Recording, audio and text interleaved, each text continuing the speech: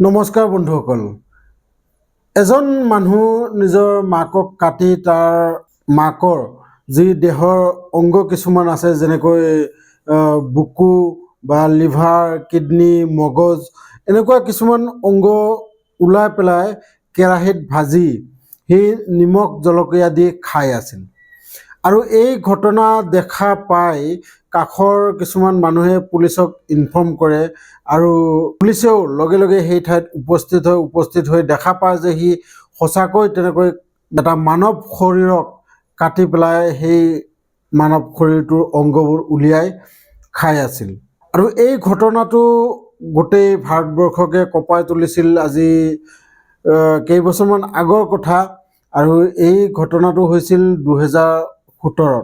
মহাৰাষ্ট্ৰৰ এজন ব্যক্তি, যি ব্যক্তিজনৰ নাম সুনীল কুচকহৰী। এই মানুহজন একচুৱেলি আছিলে খুব মদৰু, মানে মদ নাখালে থাকিব নোৱাৰে।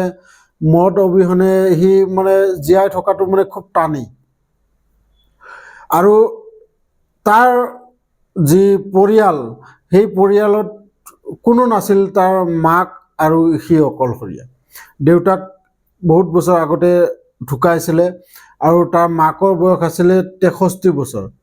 তেতিয়াহ'লে ভাবি চাওক, সেই 63 বছৰ মহিলাগৰাকীক সেই সুনীল কুচকহৰীয়ে নিজৰ পুত্ৰ, সেই পুত্ৰই এনেকুৱা নিৰ্যাতন কৰিছিল, মানে সদায় সেই মাকৰ পৰা পইচা খুজিছিল। নিজে কোনো কাম ধাম নাই, খালি মদ খোৱা আৰু ঘৰত আহি খোৱা।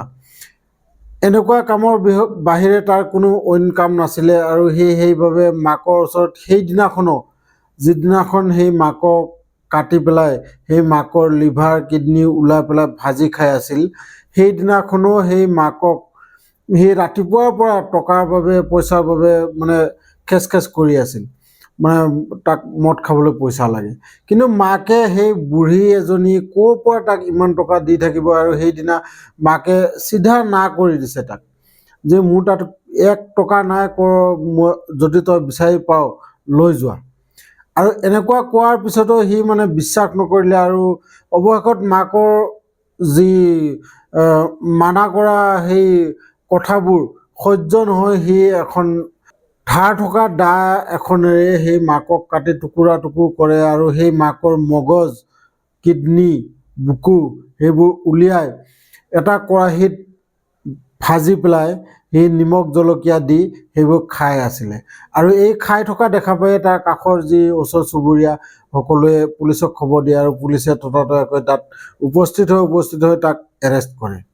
আৰু এই ঘটনাটো মই আজি কৈছোঁ আপোনালোকক এইবাবেই, কাৰণ আমি যি আমাৰ পূৰ্বপুৰুষ বা আমাৰ আটা আইতাসকলৰ পৰা শুনিবলৈ পাওঁ যে এদিন এনেকুৱা দিন আহিব যে মানুহে মানুহক খাই জীয়াই থাকিব লাগিব। বৰ ডাঙৰ কথা এইটো। আৰু এই কথাটো আজি সত্য হ'বলৈ গৈ আছে, কাৰণ এইটো 2017ৰ ঘটনা। আৰু 2023ত এটা ঘটনা হৈছিলে, য'ত মানে এজন বন্ধুৰ হাত ভৰি কাটি পেলাই সেইবোৰ গৰম পানীত উতলোৱাই কিছুমান ডেকা ল'ৰাই সেইবোৰ খাই আছিল। এই ভিডিঅ'টো নিশ্চয় আপোনালোকেও পাইছে বা এই নিউজটোও আপোনালোকে পাইছে। এনেকুৱা ঘটনা বহুত হৈ আছে, যিবোৰ হয়তো কিছুমানে সঁচাকৈ দেখিবলৈ পাইছে ভিডিঅ'ৰ দ্বাৰাই, বা কিছুমানে দেখিবলৈ নাই পোৱা। আৰু সেইবাবে মই এই ভিডিঅ'টো আপোনালোকৰ বাবে আনিছোঁ। যিসকলে ভিডিঅ'টোত নতুনকৈ আহিছে তেখেতসকলে চেনেলটো ছাবস্ক্ৰাইব কৰি লওক, কাৰণ মই এনেকুৱা ভিডিঅ' আপোনালোকৰ বাবে আনিয়ে থাকোঁ। আৰু লগতে যি ভিডিঅ'টো চাই যদি ভাল লাগে, তেতিয়াহ'লে অৱশেষত এই ভিডিঅ'টোৰ পৰা ওলাই যোৱা সময়ত আপোনালোকে লাইক এটা কৰিবলৈ নাপাহৰিব, কাৰণ আপোনাৰ এই লাইকবোৰে মোক বহুত প্ৰেৰণা দিয়ে এনেকুৱা ভিডিঅ' বনাই থাকিবলৈ। সেইবাবে আপোনাৰ লাইকবোৰ মোৰ বাবে বহুত মানে অমূল্য সম্পদৰ নিচিনা। আৰু এই ঘটনাটো 2017ত সেই মহাৰাষ্ট্ৰৰ মানে যি লোকেল কোৰ্টে একচুৱেলি তেখেতক মানে মৃত্যুদণ্ডৰ শাস্তি দিছিল।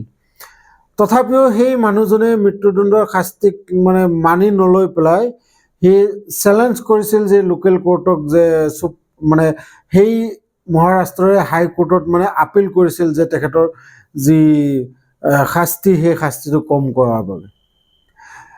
কিন্তু যোৱা 1 অক্টোবৰ তাৰিখে আপোনালোকে হয়তো নিউজতো পাইছে এই ঘটনাটো, আৰু যদি নাই পোৱা তেতিয়াহ'লে গুগলত চাৰ্চ কৰি পেলাই এই নিউজটো আপোনালোকে ভালকৈ সবিশেষ জানিব পাৰিব। 1 অক্টোবৰ তাৰিখে সেই হাইকোৰ্টেও তেখেতৰ যি আপিল সেই আপিলক মানে নাকচ কৰি দিছে যে তুমি এই শাস্তিৰেই মানে যোগ্য, তোমাৰ শাস্তি কোনো পধ্যে কম কৰা নহ'ব, কাৰণ তুমি এজন মানুহক হত্যা কৰা নহয়, সেই মানুহক হত্যা কৰি সেই মানৱ শৰীৰৰ পৰা অংগবোৰ উলিয়াই তুমি ভাজি পেলাই খাবলৈ লৈছিলা, সেইবাবে তোমাৰ শাস্তি অকণো কম কৰা নহ'ব। গতিকে বহুত আচৰিত ঘটনা, আপোনালোকেও হয়তো শুনি আচৰিত হ'ব যে আমিতো একচুৱেলি এইবোৰ ঘটনা গমেই পোৱা নাছিলোঁ। কিন্তু আপোনালোকে গুগলত চাৰ্চ কৰি চাব, আৰু সত্য ঘটনা এইটো, কোনো মিছা কথা বা মই কোনো বনাই কোৱা মানে ঘটনা নহয়।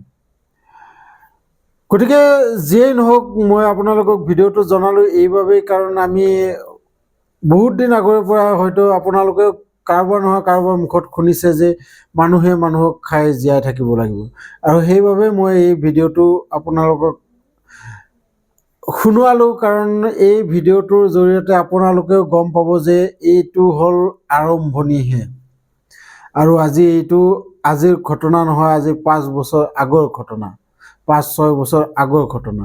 গতিকে আপোনালোকেও সাৱধান হৈ থকাটো উচিত, কাৰণ আজিকালি ল'ৰা ছোৱালীবোৰৰ মূৰত কি যে সোমাই থাকে এইবোৰ মানে কোৱাটো বৰ মানে আচৰিত ঘটনা। কাৰণ কোনো নিজৰ ল'ৰাই যে নিজৰ মাকক তেনেকুৱা ঘটনা কৰি অইন হ'লে মানে এটা বিশ্বাস কৰা যায় যে নাই কিবা এটা খঙত মানে সেই তেনেকুৱা কামটো কৰিছে, কিন্তু নিজৰ মাতৃ এজনী, নিজৰ মাতৃ এগৰাকীক এনেকুৱা কাম কৰাটো মানে খুবেই দুখজনক, বা তেনেকুৱা মানে অসম্ভৱ বুলি ক'ব পাৰি, যাক মানে আমি ভাবিব নোৱাৰোঁ যে এনেকুৱা কাম কোনোবা ল'ৰাই নিজৰ মাতৃক কৰিব পাৰিব বুলি।